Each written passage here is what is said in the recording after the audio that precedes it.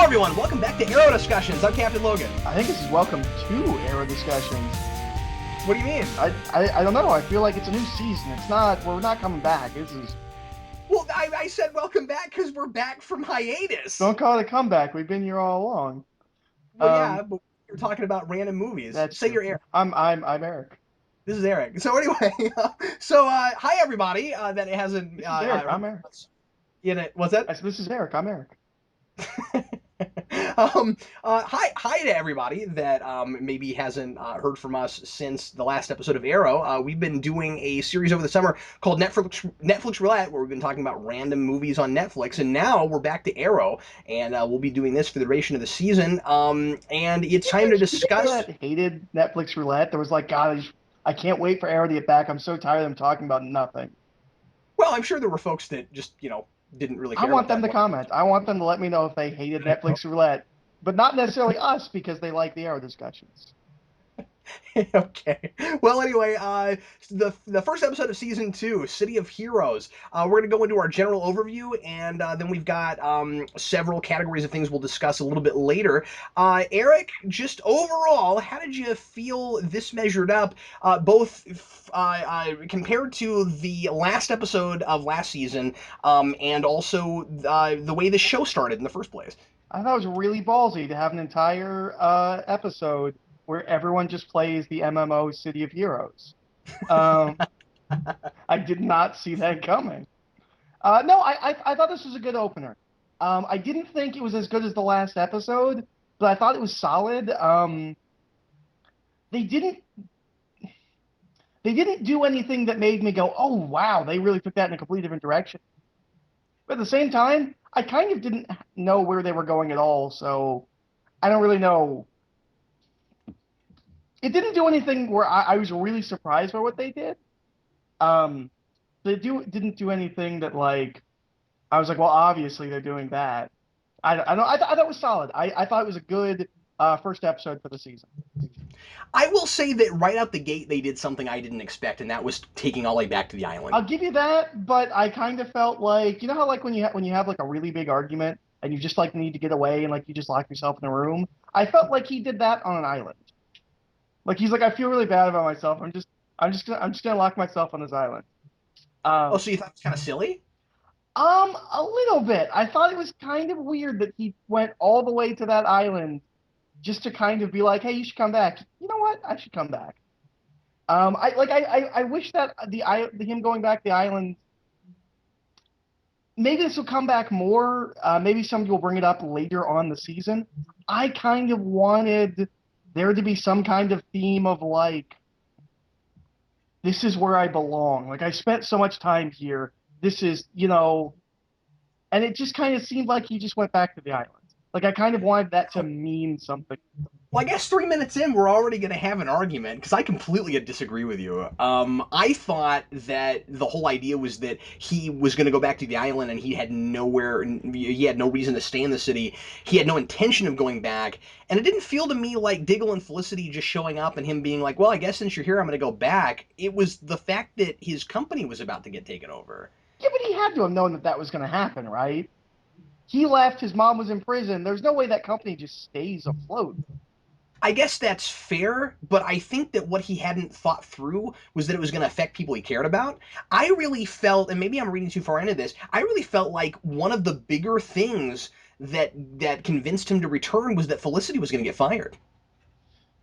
Yeah, I could see that. And they have this bond through this episode that they've never had before that really hit me in all the right places. I'm hoping that's not the setting up of them getting together. We'll talk about this later when we do predictions. I actually have suddenly become on board with the notion of them maybe dating for a while.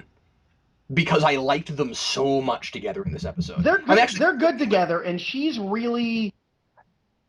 she's not as awkward.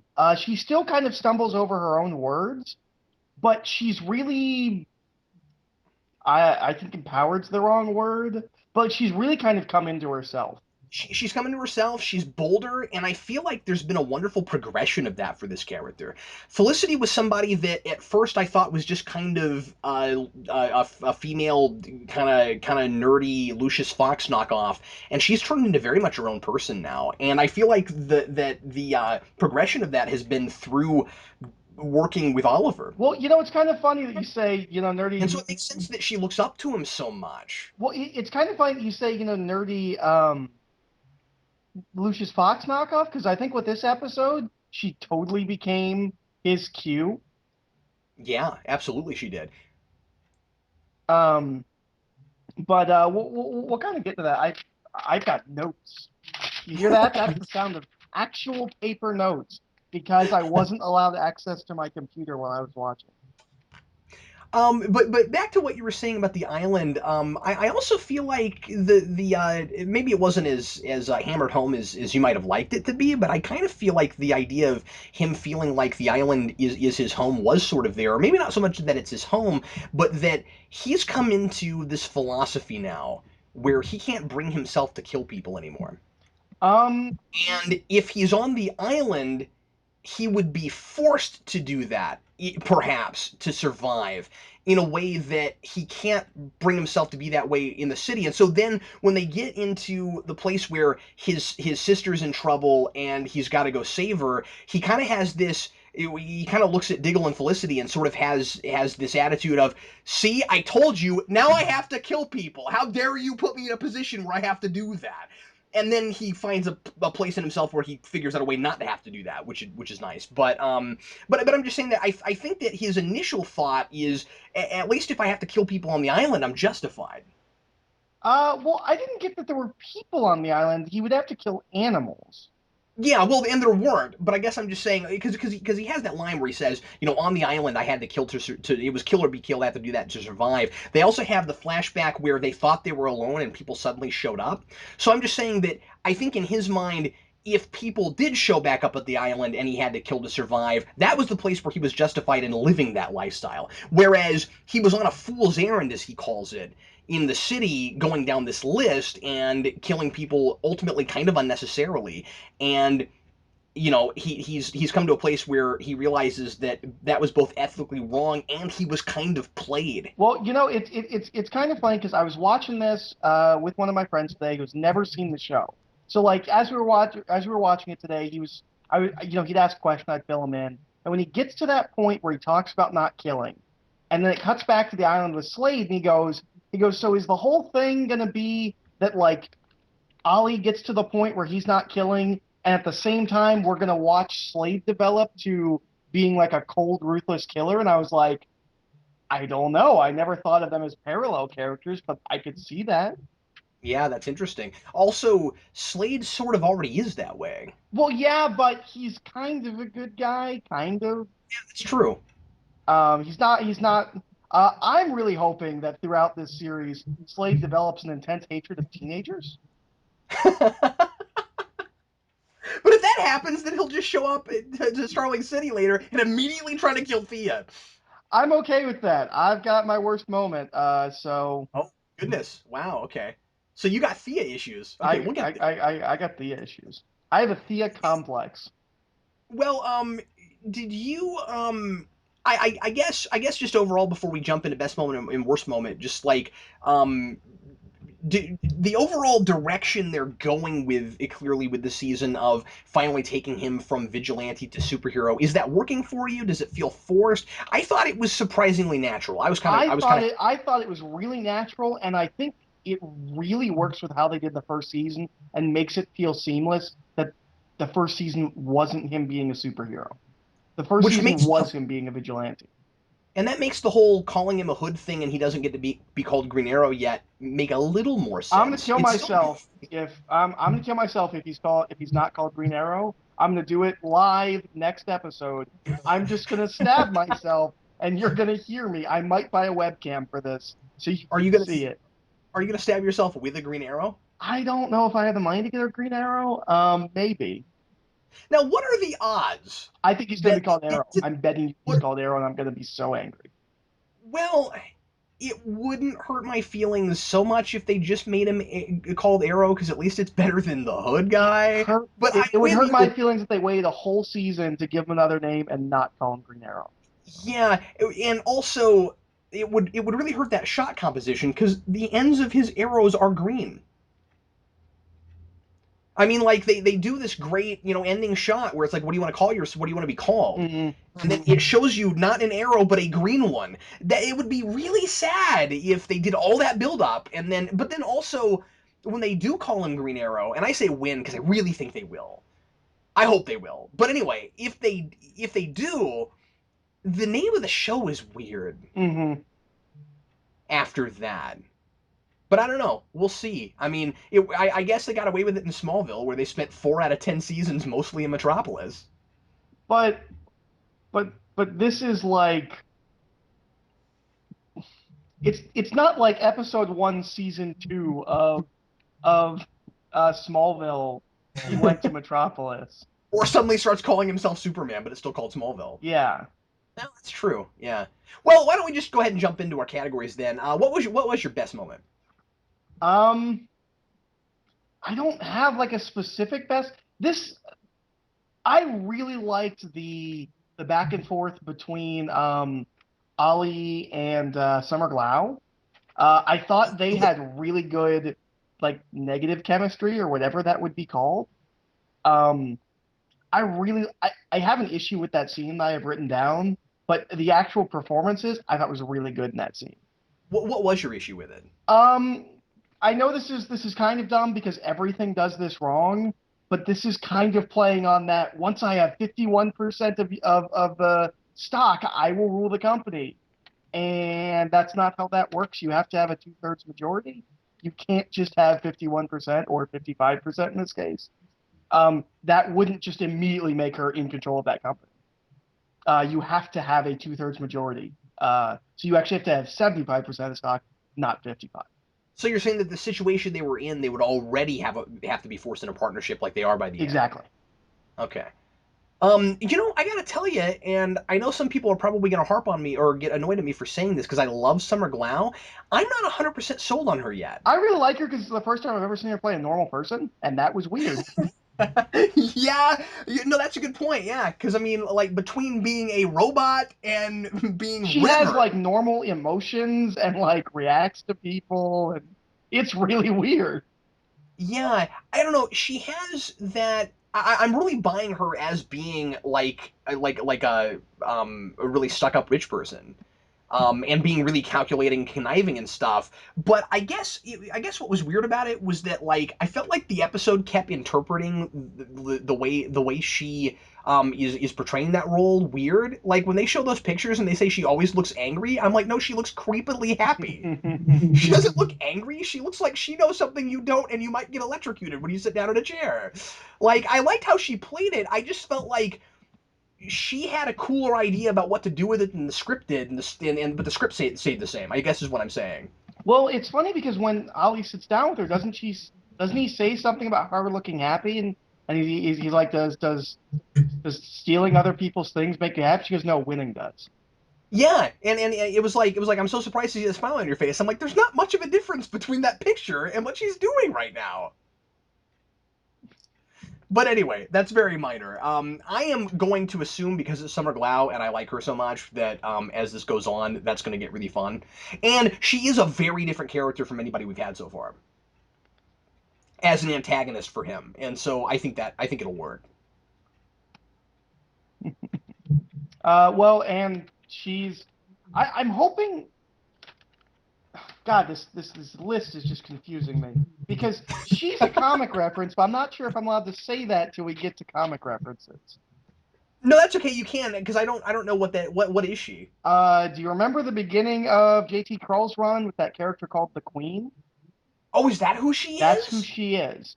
Oh well, I'm immediately more interested in her now. And I'm wondering if maybe we're gonna have like two villains. We're gonna have like a super villain overarching thing, and then she's gonna be like a corporate villain, which would be kind of cool. Yeah. Are you anticipating? I just thought of this. Are you anticipating a scene or like an episode somewhere where like she and Oliver get trapped in a room together and they have to settle their differences? No, Yeah, I'm anticipating this. I think that'll happen. or maybe an elevator. Something like that. That seems like something you do with characters like this. Anyway, my best moment was the new reveal of the Arrow Cave. The Wayne Tower Batcave. I loved that. Okay, And I think I loved it again just because I'm latching on so hard to the way Oliver and Felicity are acting toward each other right now. Like she was so proud of that, and it was just fun to watch. Like I like I had a really positive reaction to Oliver noticing the bars from the first episode and subsequent episodes, and her saying, "I loved watching you do that." yeah. I thought that was cool. I really liked that. I don't know. I am suddenly really enjoying watching those two on screen together right now. Yeah, no, they work together. I still don't want them together. I don't think I want them together permanently, but I would be okay with a short fling. I don't because I feel like that then I have to sit through like 10 episodes of them being awkward together, and I don't really want Oh, that. oh, there's that. Well, and then the only other way to resolve it would be to kill her off, and I like her, so Hmm. don't do that. I Okay, well, well, you win. actually one thing I want to say about that. But I guess I'm just expecting. Let me just say this. I guess I'm expecting that a show on the CW is gonna have all of these like up and down relationships and things. So They I'm just avoided it so well anticipating. last season until the end. Yeah, and now that they did that thing at the end, and also the way they played Laurel this episode as she apparently can only be important to like romance things. I'm sort of expecting more of that kind of thing from the show, which is not cool, but whatever. Um, I was gonna say something. Oh, based on all the like the ads for this, like the promotional images and things, I'm really glad that she's not all sexed up. Me too. I was afraid of that. She still kind of dresses the same way she did before, so that's good. That's a good thing. Okay, what was your worst moment? I don't have a single worst moment. I Yeah, what I wrote down was go ahead. Thea conflicted with everyone. She doesn't have a single person she's not yelling at or complaining about. And it really irked me. I was like, can she have one place where she's not being a complete jerk? Because she's mean to everyone. She kind of resolves the thing with her mom at the end, but like I feel like they've taken this character in a direction where I don't need her in the show anymore. I don't know what purpose she serves. Um, and I kind of hope she like gets killed off by the end of the season because I don't like her anymore. I think her entire role is to be antagonistic. Wow. Okay. I didn't have as powerful of a reaction to that. I guess I felt more like I wished the show didn't have to put her in a place where she had every reason to keep yelling at each other. I thought that her motivations for being irritated with everyone were completely valid. Um, Is the I thing don't like know how valid it is to be angry at her boyfriend for trying to do good or her brother for quote unquote going to France. Like, yeah, but that doesn't last that long. no, but she's just like, I just feel like she's at odds with everyone, and I feel like she wants to be at odds with everyone. Like, she seems like the kind of person that's not happy when she's content. Like, she wants to be angry at everyone. Yeah, see that's a fair interpretation. I didn't have that, and I don't think that I don't know that that's the intention, but I mean maybe you know they're not playing it right, and so you're reading it that way. I saw it more as things of everything has crumbled down in her life so hard that she's had to figure out how to make the best of it, and I like this so much better than she keeps breaking the law because she's in a bad mood. That's fair. I mean, Also, like the moment. I'm not sure how realistic the line. Well, I'm not old enough to serve alcohol, or I'm not old enough to drink alcohol. But I'm old enough to run a bar. I don't know if that makes sense. Yeah, it does. Okay. I've been in food service. As long as she's 18, she can serve it. Okay. The thing I think, and that might be different in different states too. But anyway, um, I I think maybe part of the thing too was, and maybe this is really having an effect on my read on this episode is I feel like every actor in this show has matured between the last episode of first season and this episode. Oh, absolutely. And her performance in this was really good. Whether you like what they did with her or not, when Oliver says, "I really like you this way," and she says, "What?" and he says, "Together," the look on her face is priceless. I don't think she's come as far as everybody else, but she's But you better. also don't like what they're giving her to do. Exactly. Like I felt like she really kind of gave it. She, I don't know. I feel like Amel didn't act circles around her like I felt like he has in other places. Right. I felt like she really came up to him there. But I guess I just also really like seeing characters that, like, were drug addicts run their own business. You know what I mean? Like she was in this terrible place and now she's finally become responsible, and I guess I reacted well to that. But you hate Um, Tony I'm Stark. I don't understand. I don't hate Tony Stark. That has nothing to do with anything. What are we talking about? Well, he was an alcoholic and he runs his own company. That's not what I mean. What I'm saying that's an entirely different thing, and that's not what I'm talking about. What I'm saying is I appreciate that early on I really disliked this character, and she was that annoying teenager that was just rebelling because her family was falling apart, Right. and she's actually grown and matured a little bit. So yeah, she's still irritated with people, but that's also her personality. I guess I'm just saying I didn't expect to suddenly like everything about her. I You know, feel like she's grown and this matured is to the different than same she place ever for had. different reasons. I mean, I guess she's not doing the same thing, but I feel like looking at season one and then looking at this, I feel like everything has been, how can we make her still angry at everyone? How can she still not be happy? And I'm kind of like, can you just smile? Can you just, you're running your own business. You're with a guy you like. Can you just maybe enjoy a moment? Well, I guess that's fair. No, I didn't have that reaction, but I can totally see where you're coming from. And the other thing too is I guess I have become really accustomed to the girl in a relationship with a male superhero being mad at him for going out and getting beat up. I So guess I just expect that at this point. Maybe I shouldn't. I mean, maybe I should expect characters to be better than that. And I'd like her to get there. And also, I didn't really buy. I will say this about Roy. By the way, I'm liking him more and more. Oh, And absolutely. and I will say that at the end of the episode, I didn't really buy his sudden turnaround unless he was lying to her when they get on the phone and she says, "Are you ready to quit going out and doing this?" and he says, "Oh, absolutely," Oh, he's because they clearly didn't have. lying. Did you miss that? No, I didn't. I didn't miss it. I'm just saying that. Well, no, he.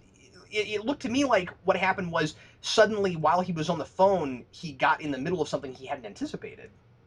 That's how I read that scene. Well, he's watching a mugging happen. He's like, I have to go. Yeah, I'm totally gonna quit. And then he hangs up the phone and he goes to beat them up. Oh, see, that's not how I read that. I thought it was he's on the phone and then suddenly he sees a mugging. But maybe you're right. What you're saying makes a lot more sense. Well, yeah, he did see a mugging, but I think the idea of how it's You're saying written. he's on patrol.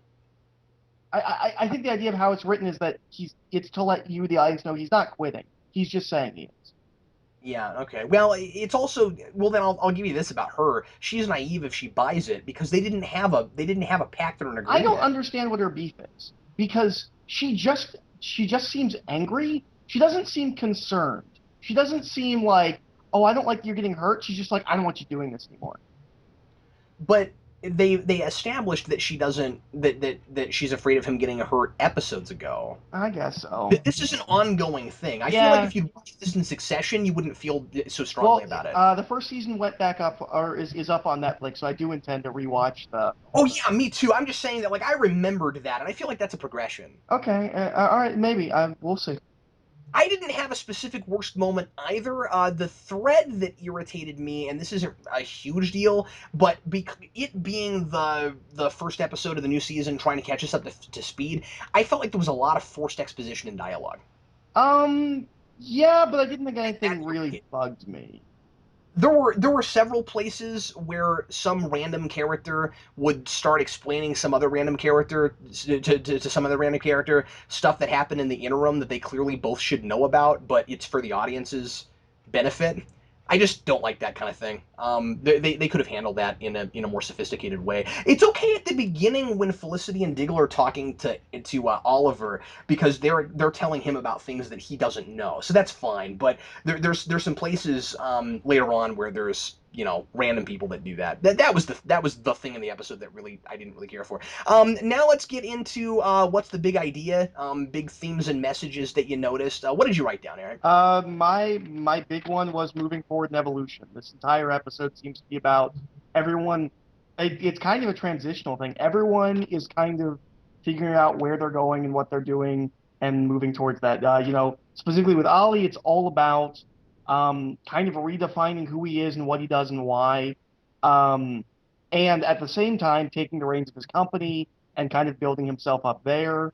Uh, and I just feel like that's what everyone in this whole episode is doing. Everyone is kind of it, it's it's not really like a status quo change. It's just everyone's kind of moving forward. So that was my big thing, was everyone's kind of evolving and finding the mom seemed to have kind of grown up a lot with those little scenes we saw of her. I She's liked her in those I scenes a lot. really liked her. She seemed really, really um Mature. yeah, yeah, exactly. More so than she'd been in the entire first season. I really dug her, and I felt, and Thea's now running the bar. As much as I had issues with her, Yeah. everybody, Roy, much more so than in the first season, uh, has kind of is going towards becoming, a superhero. Everything is about everyone getting to a different point in their life, and for the most part, of their own volition, and like it's a choice. It's not like everybody's being forced in different directions. I feel like the overarching theme of the season, and obviously this was the big thing for the episode, but I kind of feel like maybe the entire season is going to deal with the notion of heroism versus vigilantism, and where you draw the line. And I wonder if they might not get to a place where he actually is forced to kill someone again. See, I think he's gonna make the choice not to kill, and he's gonna deal with Roy killing people. Oh yeah, that's good. That's a good idea. Obviously, we'll get. I guess we have a section for that, but yeah, I imagine you're right. I think they'll do that. You have the idea of family being family regardless of the terrible things they do. That was a big thing all the way through first season, and that idea has matured in the show in a big way. The idea of tragedy creating a sense of responsibility and work ethic with Thea. Um, and then crimes you're capable of when you're in desperate situations. Which again, I think all of these things have been dealt with in different places in the first season, but they're just continuing to move on with them. I think the other theme in this is working out of passion and working out of kind of logic or survival. Because Yeah, and we kind of see the contrast in the island, which is kind of what happened in the entire first season, where he's just doing this because of someone he cares about. And then when we have the present day stuff now, it's all about not doing it for personal reasons. This city needs help, and I'm gonna do it. As opposed to in first season where it's my dad told me I should do this, so I'm gonna do this. but isn't the whole thing with preserving Tommy's memory exactly the same thing? I think that's just him not killing. I don't think that's him going back to being the hood. Like I feel like the whole Okay, yeah, not being a right. vigilante thing would have happened regardless of Tommy's death. Um, Yeah, I you're right. He's made that choice already. yeah. Okay. Um, I don't have a spot for because the next thing is guest stars, but I still have another Yeah. thing I want to talk about. No, go ahead. Sure. Um, can we get rid of Laurel? Because if she's not going to be romantically involved with Ollie, and she doesn't seem to really have plot reasons to be there anymore, and we have a new Black Canary, presumably at the end of this episode, Yeah, we'll talk about she that when just we get to predictions. go? Yeah, I'm with you. I feel like she is completely superfluous at this Yeah, I point. don't feel like she's necessary. I feel like that actress is doing everything she can to make that character feel like she's still Oh, warranted it's in being not her serious. fault. I mean, It's she's not her much better fault. than she was in the last couple episodes of season one. What's really irritating about it is that she used to be involved in like the actual stories and not just the peripheral love triangles and romances. And what's annoying me is that now I really, and we've talked about this before, I feel like she's kind of turned really into Lana Lang from Smallville. Although I don't dislike her like I disliked that character. But what I mean is, when she gets on screen, she's completely preoccupied by relationships and nothing else. And all she can do is start like theorizing about like how the Tommy's death, or not his death, but like how things with Tommy was her fault because she was still in love with Oliver and stuff. I mean, she's just so preoccupied with that stuff. Like I get why that stuff should be brought up, but I guess I just wanted her to also be doing something else. And I mean, like, yeah, they have her working for the district attorney, which by the way felt incredibly Dark Knight to me. Hmm. um, I'm not saying that they stole from that movie. I'm just saying that okay, now we have the district attorney in this, which is fine, I guess. But anyway, so like she's not working for CNRI anymore. Now she's working for a district attorney. So they have a place for her as far as like why she might still show up. I mean, that's okay. But I don't know. I just feel like she's the yo-yo chick. This kind of ties into something else. Is uh, her dad makes a comment where he says something about do you know anything about our mutual friend? Am I misremembering? Is he cool with Arrow now? Yeah, pretty much. Is I mean, he they also cool with Ollie? Because he's like, we'll get your sister back. And I didn't remember him becoming cool with Ollie. yeah, I mean, cool enough that he would. Well, remember that anytime something like this happens, he puts personal things aside and says, I'm going to do the right thing and go help this Okay, person. But I do think that they're cooler than they used to be. But to answer your first question, yeah, I think that the way that he is with Green Arrow, especially by the end of the episode when they actually talk together, makes perfect sense given that they just tried at least to help each other stop the Glades from being blown up. okay. Here's the thing with Yeah. all of that. If he's cool with Green Arrow, Laurel really has no reason to be there because he fills that role. Kind of Well, plot wise, like he'll be on a case or he's got knowledge about something. Like she doesn't really need to be there. are you forgetting that she has the line at the end where now she blames Arrow for Tommy's death? I don't care.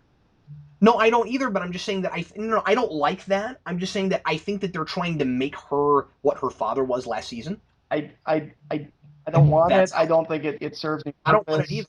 purpose. No, because if she knew all the facts, then she wouldn't feel that way. I mean, there are people who have the facts that don't feel that That way. feels the most Smallville of anything in this entire show thus That's far.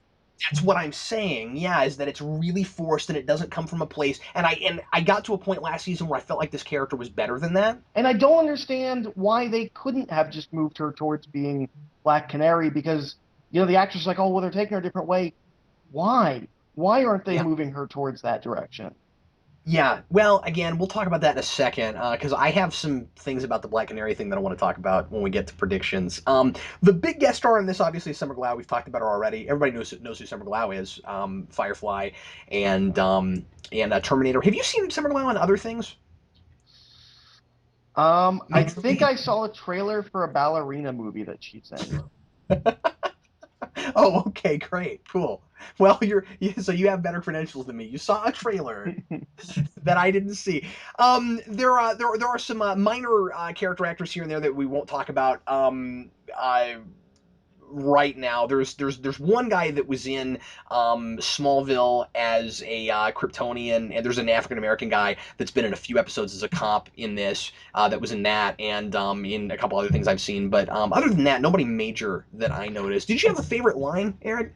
No, I didn't have no line really stuck out to me at all as anything. And I watched it twice. I watched this twice, and the second time I was like, I gotta find a line. And there was just nothing that I thought um really like jumped out at me. It's like, well, that's a good line. This isn't big for one-liners, but I do think that it's Unlike a lot of episodes from last season, I feel like the show has gotten bold and hit its stride, and that it doesn't have, and hopefully it won't, from now on, really. I don't feel like lately it's really had the weird groaner lines or awkward things that you feel like a real person wouldn't say. No, no, no. Everything worked for me. I wrote a couple things down. I did like poverty isn't as glamorous as Charles Dickens made it look. That's That's good. that's pretty good.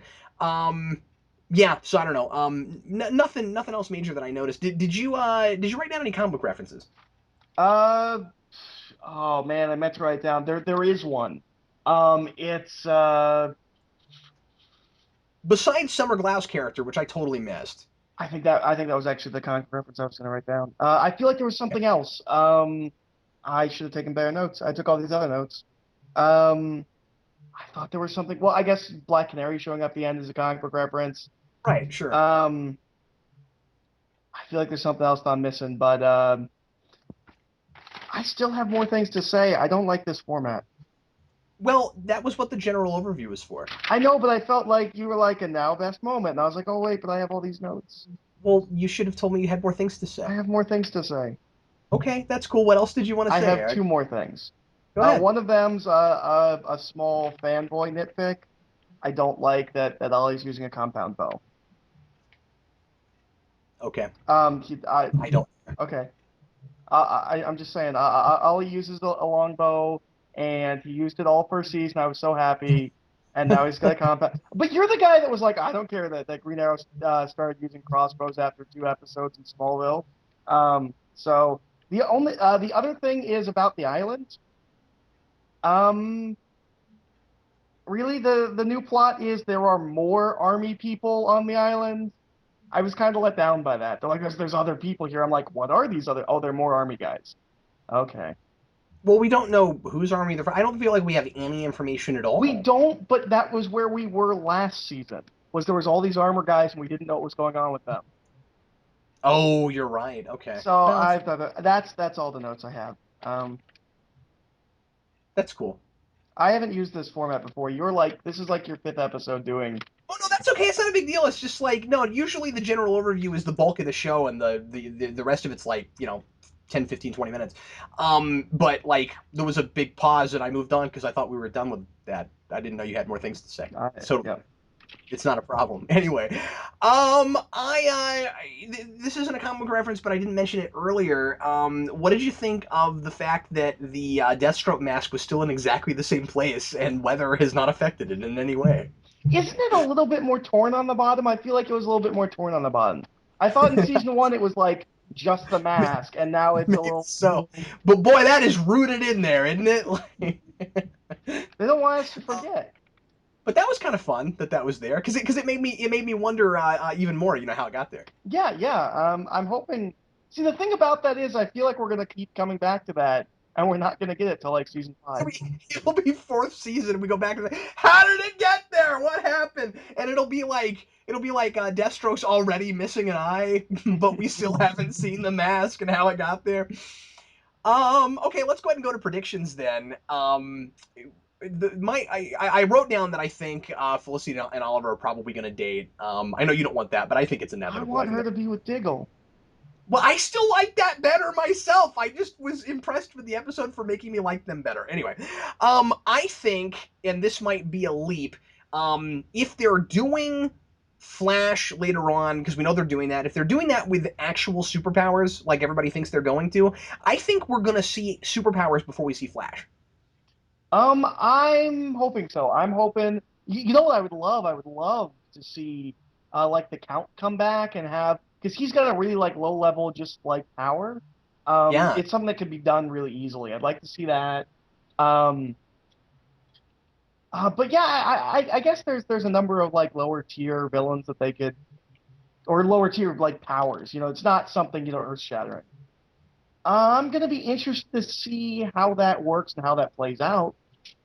I feel like the best thing they could do, and I don't have any idea how this would work, would be for superpowers to somehow or rather be connected to the end of last season. I don't really know how you would do that, but if they suddenly, because I don't know why, I feel like I'm getting this. I'm getting this feeling The like, earthquake gave me powers. oh god, but I'm getting this feeling like they're gonna have to do superpowers before they do Flash because that's gonna come out of left field when they bring him in at like episode, Whatever.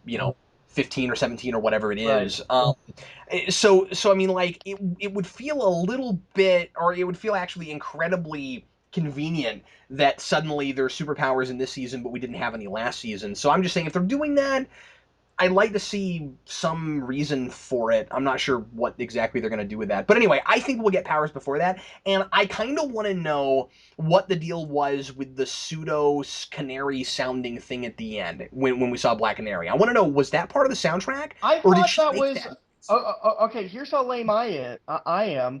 You know how in Power Rangers the movie she has those sticks that make noises? Yes. I assumed that's what that was, is that she had sticks that made noises. Oh, well, maybe she does. But we didn't see them. We see her hitting dudes with sticks. Oh, oh, so you're saying. Uh, I'm just saying we didn't see those sticks making that noise. I thought that maybe that's what that was. It was like as she was moving them, it was making noise. It could be. It's just that we didn't actually hear that canary-like noise until she fled the scene at Oh the yeah, end. I guess. Well, See what I'm maybe she was saying? flinging them around. I don't know. Maybe so. But all I'm saying is it's possible she has canary cry. Yeah, Here's what I really want. This section is for predictions and hopes, and and dreams. this is an unrealistic hope because I know this is probably not going to happen because I know that they've said that they cast a Black Canary and that that's not Laurel, but I really want that to be Laurel. Yeah. Um, Well, see, because here's the the way thing. I think the way that they shot that, I think for people that don't keep up with stuff online, you'd think it is her. yeah, I think you're supposed to think it's her. And the way the episode played, it would make a lot of sense if it was, because maybe she puts on a costume and runs out to try to find Green So Arrow. what you're saying is that she's an attorney that dresses up as a vigilante and uses sticks to fight people. That's exactly what I'm saying. Okay. See, it makes perfect sense. Yeah, yeah. Um, It's not a conflict of interest at all. at all, not in any way whatsoever. Anyway, I don't know. I actually was lame enough to when I watched this to pause on that frame and see if I could make out her face at all, and I couldn't. And I know they've cast an actress, but I really love that to somehow be a red herring or something. I don't know why. It seems like that needs to be Laurel. I'm Like really badly. Why would you right now add Black Canary? One of the big things that I was surprised about was that she shows up this early. And I also want to know if that was the first time she's ever shown up, or if she's been around since Oliver's been gone and on the island, because there's no mention of anybody else but those hoods. right. Which we didn't mention that they're essentially the reverse version of what Dark Knight did with people imitating Batman. Oh yes, let's talk about that. I really actually kind of liked that, and I know that this show has borrowed a lot of things or done a lot of things that look like borrows I thought from this the, took it in a different direction, and that was cool. and that made it cool. Yeah, because in Dark Knight, it's kind of just a part of the politics and the social stuff going on. In this, I mean, they made a whole episode about it and made a point with it, and I think it makes a lot of sense that Oliver has to see. Them doing essentially exactly what he was doing, and then he makes a change somewhat based on it, but not entirely based on it. I like that it's just a piece of the puzzle, and that it's not just, oh, these people are using machine guns, and that's bad, so I'll stop killing. I like that it's not that simple. Right. Um, uh, But it's kind of neat, like you said, it's the reverse. It's neat that it's not exactly like Dark Knight because they don't go too far based on what he used to do. I mean, it seems too far, obviously. Well, it is because they're okay with killing innocent people to draw him out. So I mean, like they're gonna go a lot farther than he ever would. right. But like to him, it's gotta feel too close for comfort. I mean, like essentially, they have exactly the same motivation he did. Right. My big prediction that I'm calling right Yes. now, I think we're getting a, I think we're gonna get a Joker this season. Not the Joker, but I think we're gonna get someone that's gonna show up and comment on the fact of the rise of like superheroes and supervillains, and is like, I'm gonna be the best supervillain that this city could ever have. I think we're going towards that as Ollie becomes more heroic, I think we're going to get a more distinctly crazy evil villain. Don't you think that's likely to be whoever the League of Assassins is, given that we know they're coming? Uh, maybe. I really would have to see what they do with it. Um, Yeah, absolutely. But no, that's a good call. I like the title of this first episode of this season, City of Heroes, and it's a good place to start with what they're obviously doing. So it makes sense that if they're going to, we're finally actually doing real superheroes. Yeah, they've got to have supervillains. yeah, absolutely. Uh, just off topic, real fast. I looked up Summer Glau. I've actually seen her in. I found out what the ballerina thing that I saw her in was. It's an episode of Angel. Oh yeah, I forgot that was her. Yep. Okay, I had one more quick prediction, and that is I don't know if it'll be this season, but I really think we're gonna get Clock King. Yeah, you were telling me about that.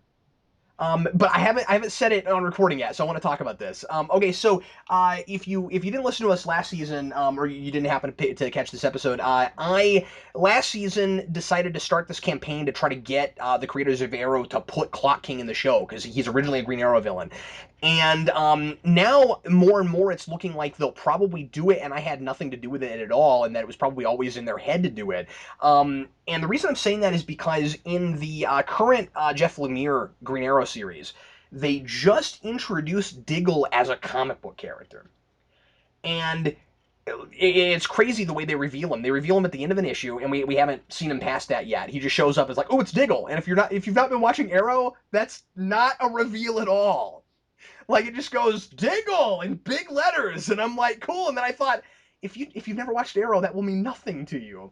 But anyway, so he shows up, and he shows up to talk to Clock King, and he's directly related to Clock King, and their Clock King is not the over the top comic book version. It's like the street level drug lord thing that I would expect this show to do. That's interesting. And so that makes me think that they might be doing a direct crossover thing. I mean, not direct crossover, but you know what I mean, where they go, okay, we're going to introduce the Arrow version of Clock King in the comics, and then introduce a comic book version of Diggle from the TV show. I think maybe this season even we get Clock King. Maybe. The last prediction I have. Uh, Yes. I mean, we kind of spent all of last season doing this. I think by the end of the season that Slade's going to be evil. I think they're really chummy right now, and I think they're setting us up for a fall. Oh yeah, they've got to be, and I think that's the reason they showed the mask again. Yeah, maybe to remind us that's still a thing. Okay, well, that's it for our review. Let's go on to our trivia questions. And Eric is going to give us a comic book question, and then I'm going to give a question actually from the episode. Eric, what is your trivia question for this week? Okay, so I have no precedent on what this is supposed to be. So I was kind of trying to figure out like what I wanted to, what worked. So what Oh, I'm sure. going with is the second Speedy, whose name is Maya Dearden. You might know that Thea's middle name is Thea Dearden. Um, Oh, I didn't know that. uh, what is her favorite trick arrow? So there's one specific trick arrow that she calls out that that's her favorite one to use. What is it? Oh, cool. Okay, so if you think you know that, put it in the comments, and then if you get it right, people will be like, "Hey, cool, you knew that." Mine is from the episode, and I usually don't go for things this silly and obscure and completely trivial, but I don't know why I felt the need to make this my trivia question. What food is sitting on the table in the boardroom that the board refuses to eat and then gets shot up with arrows? Or maybe bullets. No, it's not arrows. I think it gets shot up with bullets. Anyway, there's a food that's there for the boardroom, and Felicity makes a point to mention that nobody's eating it. What Oh, is that I food? know what it is. I know the answer. I've got the answer. Anyway, so thanks everybody for listening to Arrow Discussions, and we'll be back with you next week for the second episode. Eric, it was fun. I can't wait for next week. I'm excited. Well, I guess it's this week. I guess it is this week. Yeah, we're putting this out on Mondays. Yeah, that's kind of weird. Hopefully that's not too far after, but scheduling wise, that seems to be the only day that works. So, Yeah, this is just the best we can do for now. But anyway, thanks again, everybody, for listening. I'm Captain Logan. and I'm out. We'll see you next time.